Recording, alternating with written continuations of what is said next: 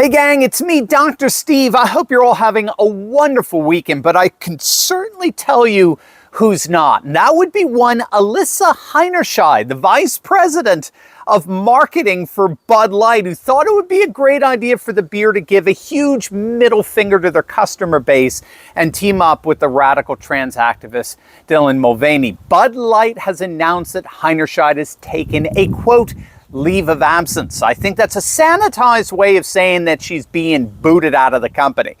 She's been replaced with Budweiser Global Marketing VP Todd Allen. Obviously, Heinerscheid is not responding to emails requesting comment.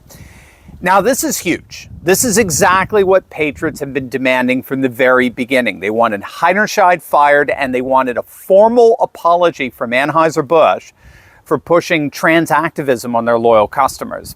And I have a running theory on why there was such a massive backlash here, on why you had the likes of Kid Rock and Travis Tritt and all these conservative stars come out and say, that's it, we've had it. You've crossed a line here.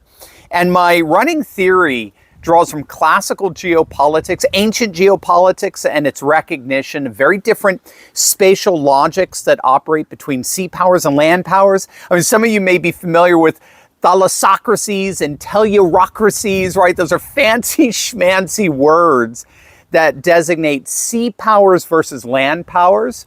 And the interesting theory here is that societies that are built on coasts by the sea tend to create very different cultures than those that are built inside the heartland. So land cultures generally are very fixed. They're very traditional, and that's because the land is fixed. It doesn't change. The land exemplifies a permanence that's then reflected in the culture. But sea-oriented cultures are very different. They're generally in flux. They love change.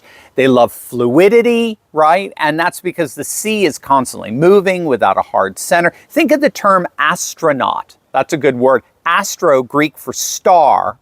But naut comes from the Greek nautos, where you get the word nautical from, the sea. The astronaut is literally floating through space. It has no center, no gravity, like the sea. And so the politics that tend to derive from these two contrasting spaces, land and sea, often are very different. And so my running theory here is that America's heartland, the space of patriots and patriot culture, the space of Christianity, trucks, guns, country music, people in that culture have been very tolerant of wokeness as long as wokeness stays on its side of the political divide, as long as it stays in LA and New York and Orlando. So if Disney wants to go woke, go ahead. We don't care. Knock yourselves out. If Hollywood wants to go woke, go ahead. I don't give a flip. If Netflix wants to go woke, if Nike wants to go woke, if the NBA wants to go woke, knock yourself out. We don't give a rip. But the moment Bud Light decided to go woke, that's when all this wokeness crossed the line. That's when it left the legitimate confines of its own spatial parameters, as it were, and tried to invade the heartland. And the heartland collectively said, hell no, you ain't welcome here. Get the hell out.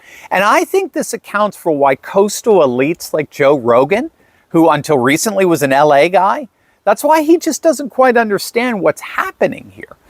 I think we're seeing a very real clash of civilizations within a civilization, as it were. We're seeing a kind of cultural civil war, clash of values that are derived from two very different spatial logics. That's my running theory in this. And I think it accounts for why the backlash against Bud Light has been so visceral. It's comparable to what happened in the race riots of 2020.